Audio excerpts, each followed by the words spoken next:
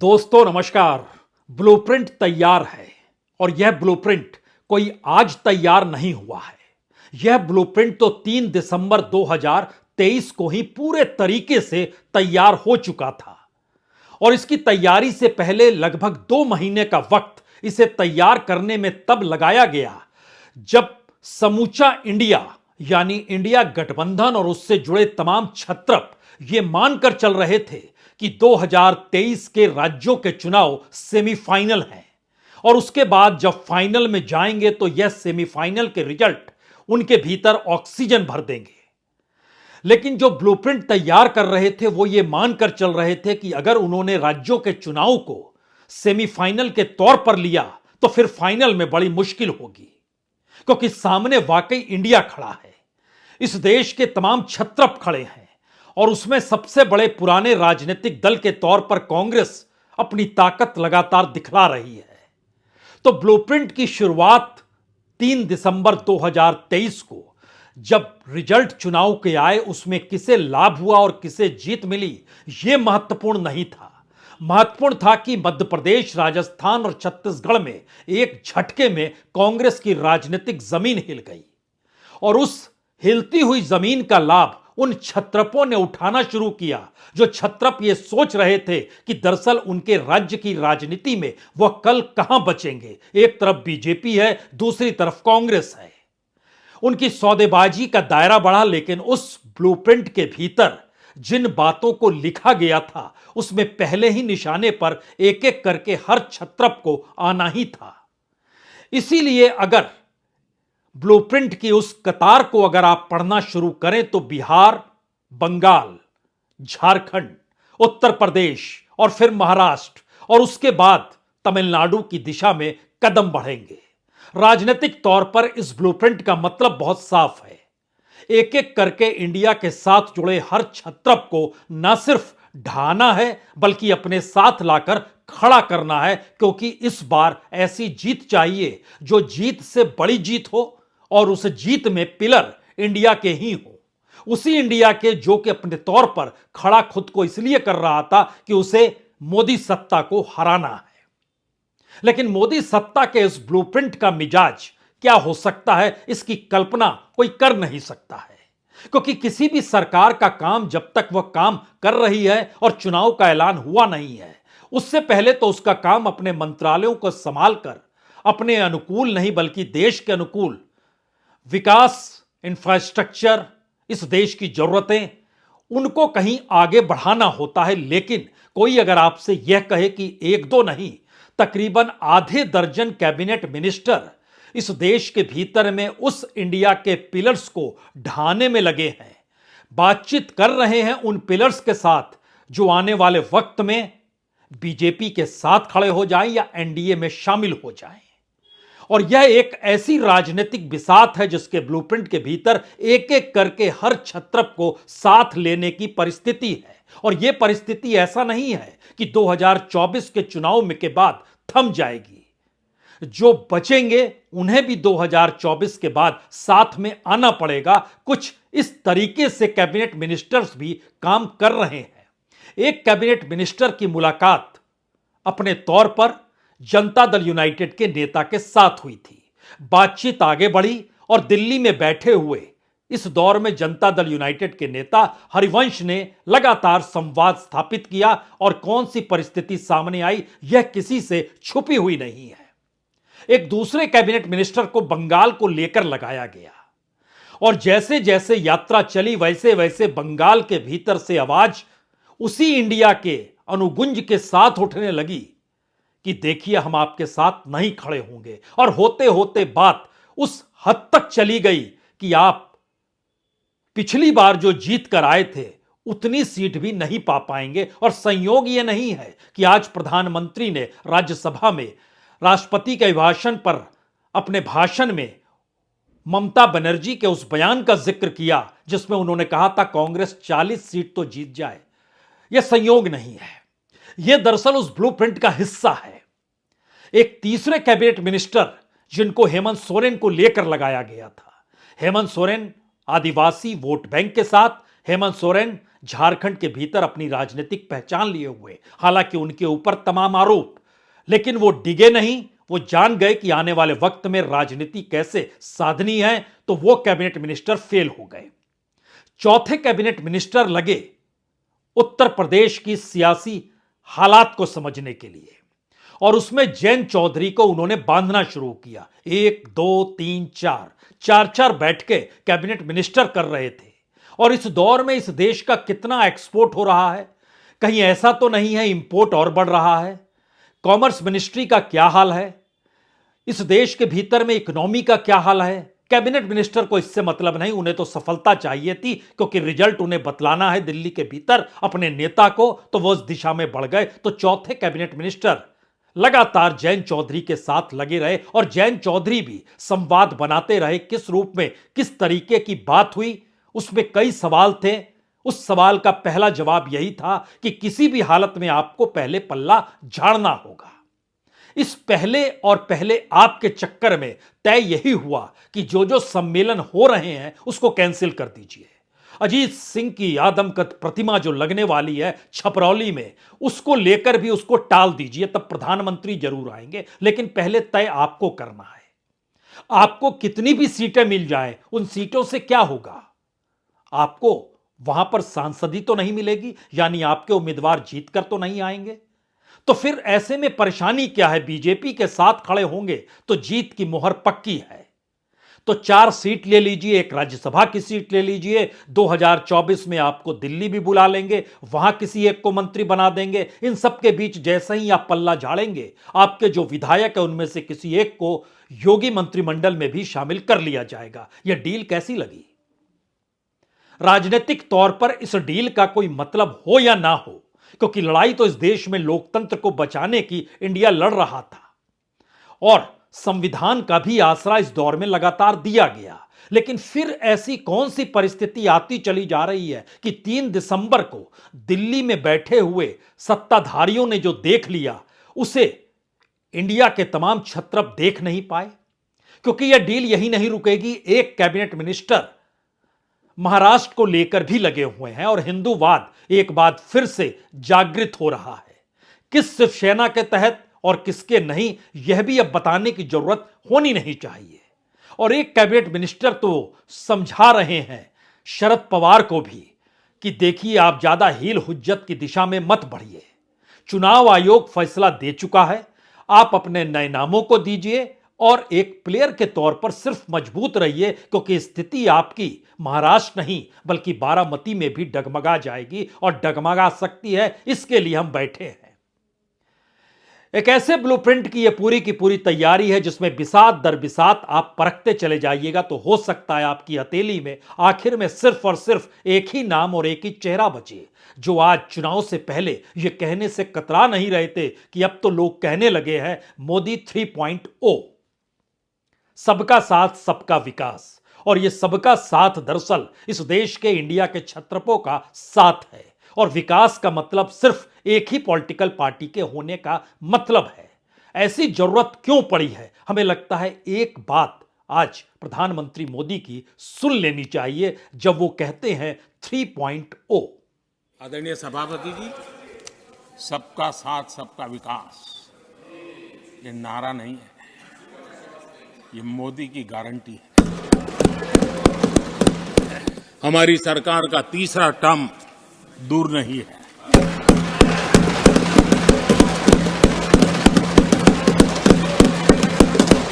कुछ लोग इसे मोदी 3.0 कहते हैं। मोदी 3.0 विकसित भारत की नींव को मजबूत करने के लिए पूरी शक्ति लगा देंगे। दरअसल आज 1.5 घंटे के भाषण में प्रधानमंत्री ने जिस चकाचौंध भारत को इस देश के सामने रखा, उसके बाद उन्हें इंडिया के क्षत्रपों की क्या जरूरत है, यह कोई भी पूछ सकता है। क्योंकि अगर आप आंकड़ों के लिहाज से भी देखिए तो मनरेगा के 74,500 करोड़ भर नहीं, किसान निधि के 60,000 करोड़ भर नहीं, आयुष्मान भारत के 7,200 करोड़ भर नहीं, बल्कि वाइब्रेंट विलेज भी 2517 करोड़ का है। बल्कि मुद्रा योजना के तहत भी इस बरस लगभग 2 लाख करोड़ का खेल है। आवास योजना के तहत 48,000 करोड़ का खेल है। जल नल योजना में भी 60,000 करोड़ का खेल है। इसी दौर में सौभाग्य योजना में भी 16,320 करोड़ का खेल है। और विश्वकर्मा योजना भी अब सरकार कह रही है वो लागू हो चली है, तो 13,000 करोड़ का खेल तो वहां पर भी है। और उज्ज्वला योजना तो पहले से है, 8,000 करोड़ इस बार भी उतने पैसे दिए जाएंगे। इतना सब कुछ है, बावजूद इसके क्यों चाहिए ममता बनर्जी, क्यों चाहिए थे नीतीश कुमार, क्यों चाहिए जयंत चौधरी, क्यों चाहिए महाराष्ट्र के भीतर शिवसेना को तोड़ना और एनसीपी को तोड़कर अब उन्हीं के नेताओं को साथ लाने का प्रयास करना, और आने वाले वक्त में क्यों चाहिए स्टालिन के ऊपर के तमाम केसेस को खोलने की परिस्थिति जो ब्लूप्रिंट में दर्ज है, जब सब कुछ आपके सामने है, इतनी उपलब्धियों के साथ हैं, तो नीतीश कुमार के बदले क्या आपको बिहार में जीत नहीं मिलेगी? नहीं मिलेगी। जयंत चौधरी के जरिए क्या आपको, अगर वो साथ नहीं होंगे तो पश्चिमी उत्तर प्रदेश में मुश्किल हो जाएगी, मुश्किल हो जाएगी। क्या इन सब के बीच अगर अभी भी जिस भावना के साथ शरद पवार और उद्धव ठाकरे खड़े हैं, कल को अगर वो साथ नहीं आए तो क्या महाराष्ट्र में मुश्किल तोड़ने के बावजूद होने वाली है? तो होने वाली है। और चंद्रबाबू नायडू को लेकर भी एक कैबिनेट मिनिस्टर लगाए गए हैं जो तालमेल बैठा रहे हैं कि आंध्र प्रदेश और तेलंगाना दोनों जगहों पर किस तरीके से टीडीपी का कैडर बीजेपी के साथ मिलकर संघर्ष करता हुआ नजर आए। और इन्हीं परिस्थिति में बीजेपी के नेता और एक दूसरे कैबिनेट मिनिस्टर लगे हुए हैं कि किस तरीके से जो इंडिया में शामिल नहीं है, उसमें नवीन पटनायक हो, उसमें जगन रेड्डी हो, उसमें चंद्रशेखर राव हो, सबको कैसे सहेजना है और किस रूप में साथ लेना है। और इसी प्रक्रिया के भीतर कर्नाटक तक में तो आपको देवगौड़ा की जरूरत पड़ गई। तो एक तरफ पूरा का पूरा उपलब्धियों का खाका है और दूसरी तरफ नेताओं की पूरी फौज है जो चाहिए तभी 3.0 होगा। लेकिन इस देश का सच क्या है? इस देश का सच प्रवासी मजदूरों में बसता है या इस देश का सच कॉरपोरेट में बसता है? और शायद आज इसी नब्ज को राहुल गांधी ने पकड़ने की कोशिश की। यह सवाल अलग है कि राहुल गांधी धीरे धीरे कहीं अलग थलग दिखाई तो नहीं दे रहे, और इंडिया बनाने के बाद अब कांग्रेस के सामने मुश्किल है, या कांग्रेस की राह धीरे धीरे आने वाले वक्त को लेकर वह उसे उसके पैरों पर खड़ा कर देगी, ऐसी स्थिति बन रही है। इन दोनों परिस्थितियों के भीतर इस देश के सच को पहले सुनना चाहिए, क्योंकि जब इस बात का जिक्र होता है, इस देश के भीतर के कुल मिलाकर उंगलियों पर गिने जाने वाले लगभग 22 कॉरपोरेट हैं। उन कॉरपोरेट के जरिए इस देश के तमाम पिछड़े इलाकों में उनकी इंडस्ट्री चलती है, और खास तौर से जो खनन वाले क्षेत्र हैं, वो झारखंड का इलाका हो, वह उड़ीसा का इलाका हो, वह कर्नाटक का इलाका हो, वो आंध्र प्रदेश का इलाका हो, वो तेलंगाना का इलाका हो, इन तमाम जगहों पर भरे पड़े हैं वैसे कॉरपोरेट जो खनन के जरिए वहां से इस देश की खनिज संपदा को निकालते हैं, बड़े बड़े दफ्तरों को बनाते हैं, हेडक्वार्टर उनके मौजूद रहते हैं, और इन सब जगहों से बड़ी तादाद में, करोड़ों की तादाद में प्रवासी मजदूर देश भर में फैले होते हैं। कोविड काल में प्रांत दर प्रांत, राज्य दर राज्य नजर आया था कितनी बड़ी तादाद में प्रवासी मजदूर घरों को छोड़कर उन शहरों में सिमट जाते हैं जहां 2 जून की रोटी उन्हें मिल जाए। हम फिर भी विकसित राष्ट्र की दिशा में बढ़ रहे हैं, और ऐसे मौके पर राहुल गांधी आज उड़ीसा में थे तो उन्होंने उन परिस्थिति को समझने और समझाने की कोशिश की जिसको लेकर इससे पहले कांग्रेस कभी कुछ कहती नहीं थी। लेकिन अब अगर वो समझ रहे हैं, कह रहे हैं, तो इसका मतलब है कि इस देश के भीतर में 2 धाराएं राजनीतिक तौर पर बनने लगी है। एक तरफ प्रधानमंत्री मोदी की कॉरपोरेट और विकसित राष्ट्र की धारा है, और दूसरी तरफ राहुल गांधी इस देश के गरीब गुरबों और मजदूरों का जिक्र करके इस देश की सच को राजनीतिक पटल पर लाने को तैयार है। क्या कहा उन्होंने, सुनना चाहिए। आपको 2 आंकड़े देना चाहता हूं। 30 लाख लोग ओडिशा से बाहर गए हैं, बाकी देश में, बाकी स्टेट्स में मजदूरी कर रहे हैं, भूखे हैं क्योंकि ओडिशा की सरकार अपना काम नहीं कर रही है। और दूसरा आंकड़ा, 30 अरबपति बाहर से उड़ीसा का धन लूटने यहां आए हैं। ये हालत है प्रदेश की। 30 उद्योगपति, बड़े बड़े अरबपति बाहर से आए हैं, 30 लाख लोग यहां से बाहर गए हैं, वो भूखे मर रहे हैं। और यहां पे बीजेपी और बीजेडी की पार्टनरशिप सबसे बड़ा मुद्दा उड़ीसा में, आप जानते हो, मुझे कहने की भी जरूरत नहीं है, सब उद्योग यहां बंद कर दिए हैं और देश में सबसे ज्यादा बेरोजगारी 40 साल के बाद यहां उड़ीसा में और बाकी देश में है। राहुल गांधी की यह सोच क्या मायने रखती है जब पूरी कायनात इंडिया को तोड़ने निकल पड़ी हो? और कायनात का मतलब दिल्ली की सत्ता है, कैबिनेट मिनिस्टर्स की फौज है, पैसा है, ताकत है, एजेंसी है, सब कुछ है, कॉन्स्टिट्यूशन भी साथ है, लोकतंत्र भी साथ है, और उसी आसरे इंडिया को तोड़ना है तो फिर बचाएगा कौन? और खास तौर से तब जब इस देश की हकीकत, इस देश की गरीबी और आम लोगों की जरूरतों से जुड़ी हुई हो। तो ऐसे में एक सवाल इस दौर में बड़ा होगा, क्या वाकई नेता अगर कल तक इंडिया के साथ था और नेता आज अगर एनडीए के साथ है, तो क्या जनता भी कल इंडिया के साथ थी और आज एनडीए के साथ होगी? यह सवाल शायद इस बार नजर आ सकता है, क्योंकि नेता अगर टूट रहे हैं, जनता बिखर रही है या जनता एकजुट हो रही है, यह सवाल उसके भीतर का है। और यह सवाल इसलिए जरूरी है क्योंकि कल तक ममता बनर्जी के सवाल, नीतीश कुमार के सवाल, उत्तर प्रदेश की सियासी गलियारों के सवाल और महाराष्ट्र की राजनीति के भीतर उठते हुए सवाल, या इंडिया की बैठकों में जो सवाल बार बार उठाए गए, उन सवालों का क्या कोई मतलब नहीं है और सिर्फ ये नेताओं के दिल की गुबार थी जिसमें वो राजनीतिक सत्ता पाने के लिए इंडिया बनाते हैं और एक वक्त इंडिया एनडीए में शामिल हो जाते हैं?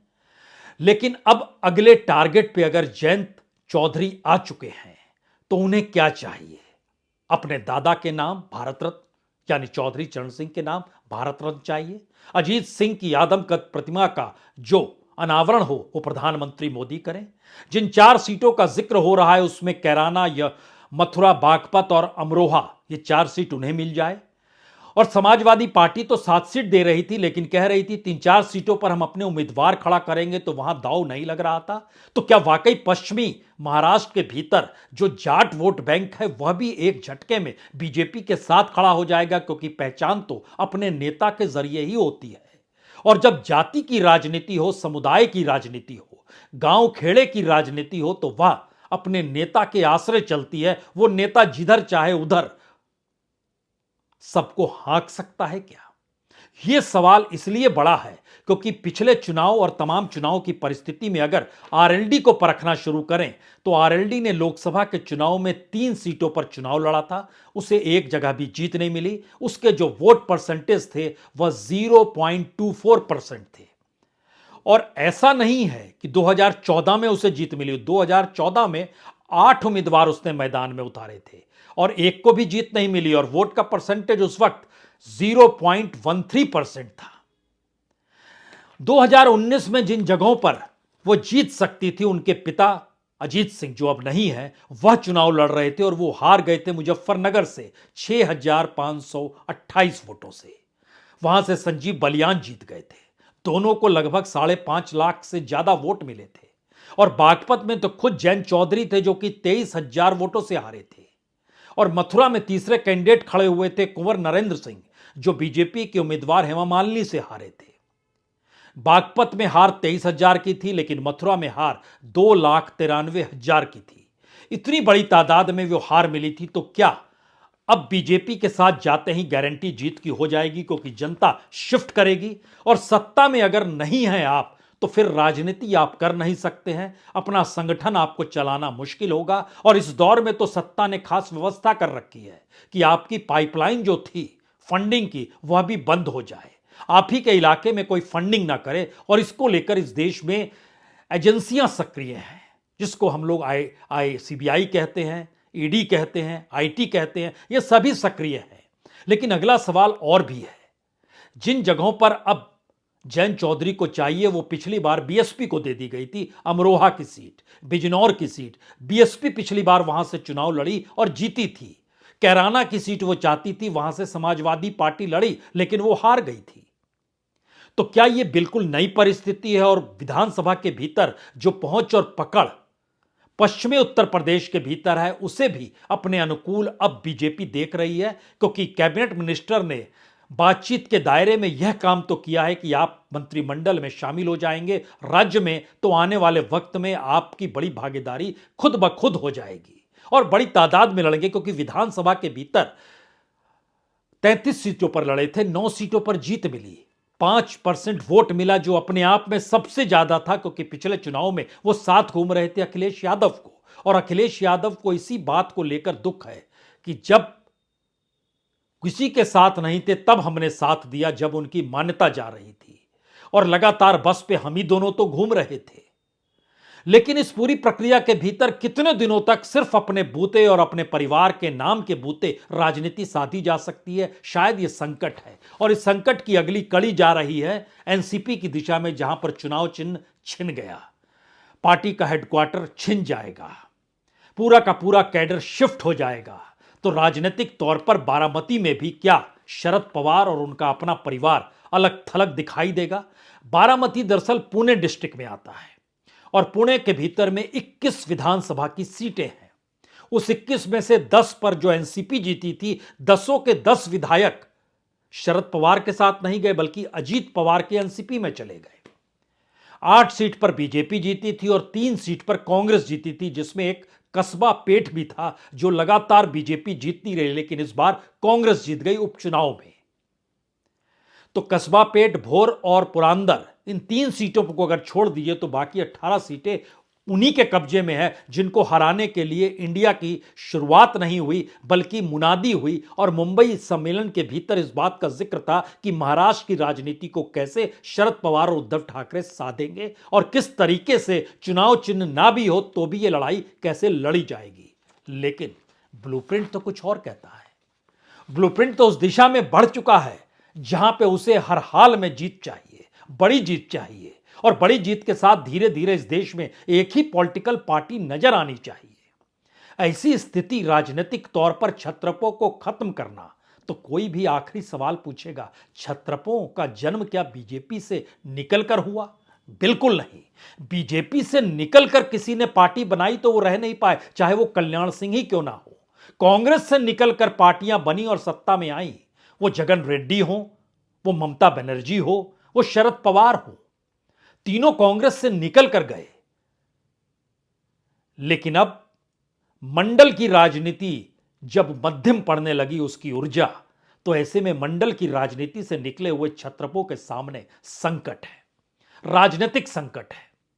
और इसीलिए अखिलेश यादव हो या तेजस्वी यादव हो, यह बीजेपी के साथ नहीं जा सकते हैं, क्योंकि इनकी पूरी राजनीतिक जमीन ही उस कमंडल के खिलाफ है जिसके जरिए मंडल की राजनीति ने जन्म लिया था। और कमंडल के खिलाफ मंडल की राजनीति से निकले हुए राजनीतिक दलों ने सेंध नहीं लगाई, बल्कि हराया भी, उत्तर प्रदेश में भी और बिहार में भी उसी बीजेपी को, जिसका कद लगातार आज बढ़ता चला जा रहा है।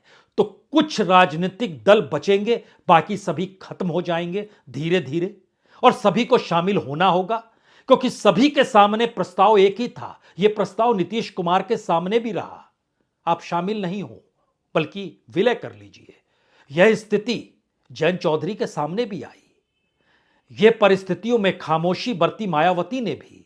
इन्हीं परिस्थितियों को लेकर शिवसेना को भी तोड़ा गया। इन्हीं परिस्थितियों के साथ एनसीपी के सामने भी सौदेबाजी थी। लेकिन 2024 की जीत के बाद की परिस्थितियां ये बतला रही हैं कि इस ब्लूप्रिंट की पूरी इबारत जो है वो 2027 तक के लिए लिखी गई है, जब उत्तर प्रदेश में अगले विधानसभा चुनाव होने हैं। तब तक जो छत्रपों की मौजूदगी है वो गायब हो जाएगी, या गायब कर दी जाएगी, या बचेंगे नहीं। और राजनीतिक तौर पर इस देश में सबसे कमजोर कांग्रेस बचेगी। संभलना किसे है? इंडिया को संभलना है, कांग्रेस को संभलना है, या इस देश की जनता को संभलना है? तीनों परिस्थितियां खुली हुई हैं। लोकतंत्र का मिजाज कहता है चुनाव होगा, उसी में फैसला होगा। लेकिन इसी लोकतंत्र के मिजाज के साथ इस देश के हालात बताते हैं, जब चुनाव होगा तो चुनाव कौन करा रहा होगा, निर्णय कौन सुना रहा होगा, निर्णय करने और चुनाव कराने के बीच कौन खड़ा होगा। क्योंकि इलेक्शन कमीशन ने जिस तरीके से चुनाव चिन्ह छीना, नाम छीना, वो चाहे ठाकरे परिवार का हो या शरद पवार के परिवार का हो। सामान्य तौर पर भारत के सामाजिक सांस्कृतिक स्थितियों में इस देश में परिवारों के भीतर भी बुजुर्गों से ऐसा कुछ नहीं छीन लिया जाता है जैसा राजनीति में चुनाव आयोग ने शरद पवार से सब कुछ छीनकर भतीजे को दे दिया। उधर बेटे से सब कुछ छीनकर जो दिल्ली के साथ एकनाथ शिंदे खड़े हुए उनको सब चीज सौंप दिया। तो फिर उस लोकतंत्र का मिजाज भी एक बार जानना समझना तो होगा और इस देश की उस हकीकत को भी समझना होगा जिसमें इस देश के भीतर में करोड़ों की तादाद में मजदूर और उंगलियों पर गिने जाने वाले कॉरपोरेट, जिनकी ताकत इस देश के करोड़ों अरबों मजदूरों को अपने अनुकूल ढालने की है और हाँकने की है। राजनीति का मिजाज नया यही है। सिर्फ इस ब्लूप्रिंट के हर शब्द को पढ़ना शुरू कीजिए, तब आप समझ जाएंगे इस बिसात पर आने वाले वक्त में कौन बचेगा और कौन नहीं बचेगा, तो क्यों नहीं बचेगा। बहुत बहुत शुक्रिया, बहुत बहुत शुक्रिया।